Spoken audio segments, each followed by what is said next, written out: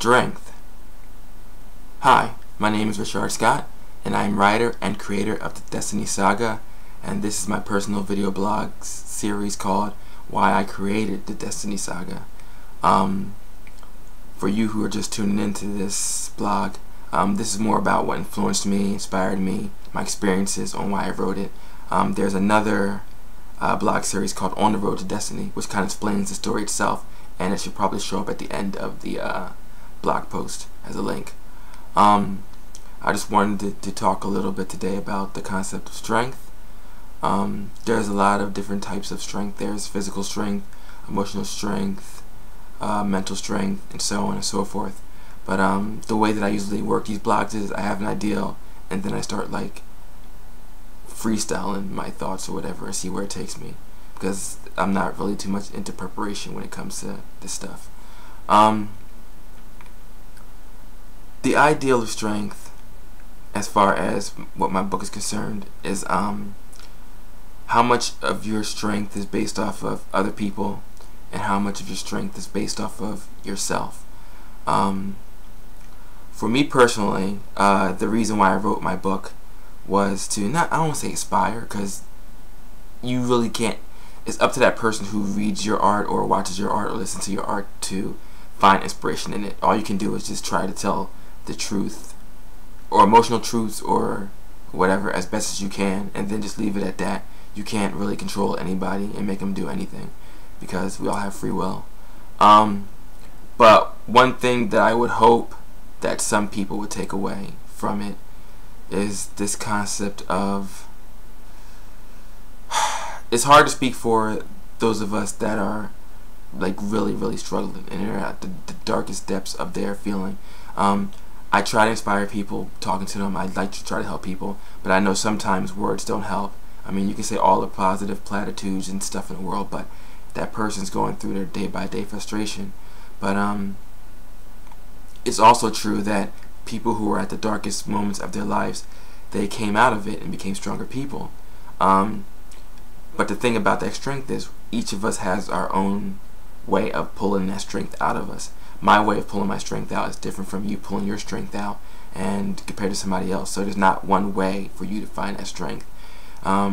We have a habit as a species of trying to like dilute everything to one single ideal. This is the way you do it, and this is the path you take to get to there. But there's so many different paths that we all can go through, is that you really can't find that strength and quantify it, put it in a bottle and sell it. You just can't do it. All the self-help books in the world won't do that for you, unless you're willing to become strong, or unless you're willing to listen to the things that'll make you stronger. You're not going to get strong. The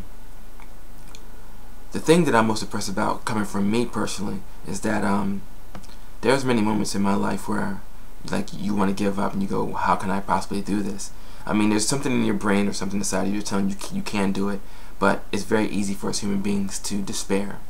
And that's the saddest thing for me, to see any of my brothers and sisters, which are you all, kind of give up on themselves and give into that despair, because it's very hard to go through it. I mean, there are things that hurt me a lot, and you want to give up, and you just know that no matter how hard you try, no matter how hard you try to achieve that goal, some goals you're just not going to achieve. So you have to kind of lower your goals, or you have to find another goal, another direction. I mean, that platitude about hard work gets you everywhere. There's people who are working hard every day, working 3 jobs just to pay their bills or whatever, and they're still running like a hamster in a cage. And I give all the salute and respect to those people, because I can fathom kind of having that life.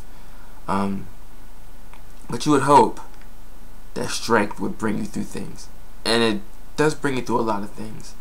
And I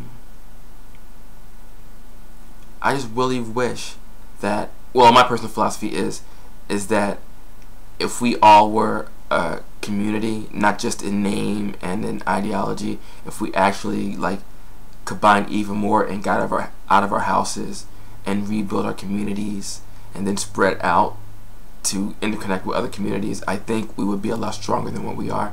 But it just seems like lately that we're in our own separate boxes, in our own separate worlds, and it's just hard to deal with. I mean, sometimes you can't control it. Sometimes you have to let go of things and people because it's just not good for you and your spirit, and that hurts too. But it's just very difficult to find an answer in all this stuff. And I always go back to my other belief that we have the answer, but I guess sometimes we isn't enough. Hopefully, like, my goal is at the end of these blogs is that I can start some kind of discussion, because I'm looking for the answers as well as anybody else. So if you find this blog post on any medium and you go to my website, that's going to show up at the end here, and get in contact with me, I'm more than willing to chat things up. But I guess the last thing I want to say is if you're interested in my book, it's called The Destiny Saga, The Two Princes, and it's available on Kindle and Nook for $3. And if you want to spread the word about my movement, you can post this blog on your website or your Twitter account or your Facebook or any social media.